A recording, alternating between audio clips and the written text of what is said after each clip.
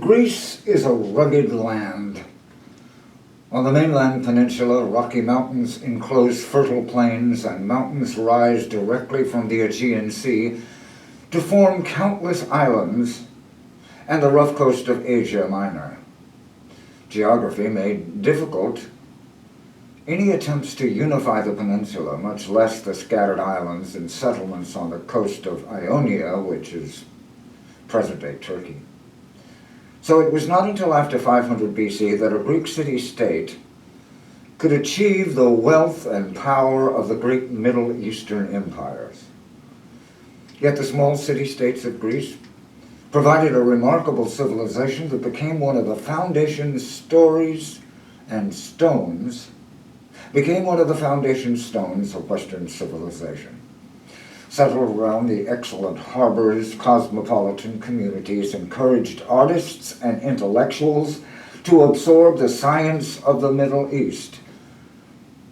Greek thinkers developed principles and rules for the use of reason in the pursuit of knowledge, and the legacy of Greek science is the idea or method rather than the specific findings. From the early work on the nature of the world, the Greeks evolved the approach called philosophy and finally logic, which was the tool used by philosophers to discover the truth about things. Western science, ethics, political thought, aesthetics, and literary criticism all derive from the Greeks. By the 7th century BC, a unique and separate Greek civilization had been rooted on the mainland. Communities had coalesced into polis, or city-states. Although these urban states differed from one another in many ways, they shared two basic characteristics. Each polis controlled the countryside around it, including in many cases subordinate villages, and each concentrated political authority in the city. In the early days, the society of the polis was based on the aristocratic clans. Each clan included the extended noble family and its household servants. But beyond that, it had the support of citizens from all classes.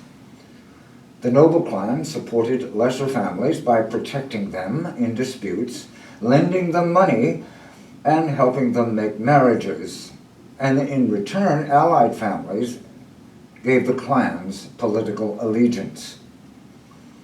The communal center of the polis was the marketplace, or the agora. In the agora, the population did its daily business, kept abreast with everything that affected the life of the city. Here young men followed their teachers and exhibited their abilities and their characters. Here politicians argued over issues of public concern. Here artisans and artists found their clients and audiences. During the classical period, which is the 5th century BCE, and let me stop right now and explain why I say BCE. The traditional way of designating the millennia has been BC, or before Christ, and AD, which is Anno Domini. We no longer do that. Out of respect for cultures that are not necessarily Christian, we now call the eras BCE, which is before the Common Era, or CE, which is the Common Era. So when I say BCE, I'm referring to that period of time prior to the birth of Christ. So, during the classical period, which is the 5th century BCE, the constitutions of the various polis differed, but their societies were very similar.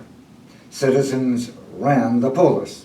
Only Athenian males over the age of 17, whose father had been a citizen and whose mother was the daughter of a citizen, could be citizens. From the age of 7 to 14,